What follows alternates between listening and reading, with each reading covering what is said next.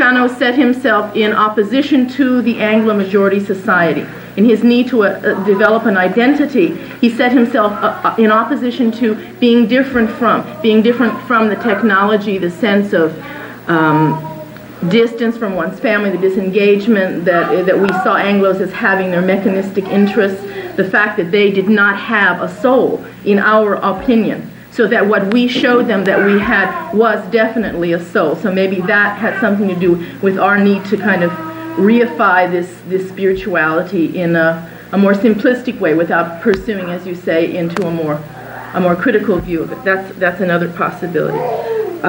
One other possibility that I've thought about is the notion of a developmental line in terms of a group life and a group history. That as people move along, they reclaim or go back to retrieve certain elements that are actually moving along in the culture. They're elements of the culture. They may be customs, they may be values, patterns, behaviors, attitudes.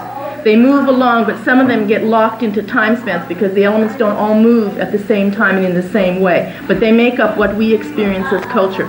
So that at some point along this developmental line, we go back and pick up things. So that for those of us in the 60s, what mattered to us was the pre-Columbian sense of our identity, our culture. What is important to a lot of the Chicano youth that I see in the 80s is a retrieval and a going back to patriotismo, to the zoot suit. That in other words, we look back at our history as a way of understanding the contemporary setting, and we select from it. Or we may not even select, maybe it comes to us, moves in certain ways that we don't even understand because culture is so dynamic. But that in some way there is possibly a line. So that may be why in the 60s those were the elements that mattered, whereas they are not necessarily the elements that predominate in the 80s in terms of the visual images. The nature of culture and the need or value for a spiritual center. I look at some of the work I'm doing now as an altarista with other altaristas. And I'm academy educated. I have a family background that has to do with folk arts and carvings and home tabletop altars and my experience in the Catholic Church. All of those make up to some degree the way in which I look at altars, despite all of my education, as some sense of a ceremonial center. And that is a position that I've only come to recently, because for a very long time I didn't see that kind of work, the work that I was doing, as having anything to do with religion. I denied it, even though it sprung up out of originally response of Dia de los Muertos.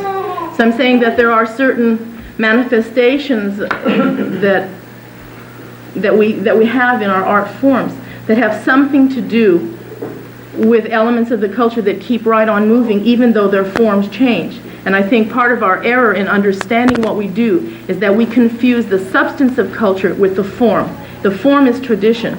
The substance is something else altogether. And that substance changes form from historical to contemporary time, and that it's fluid and it adapts in some way.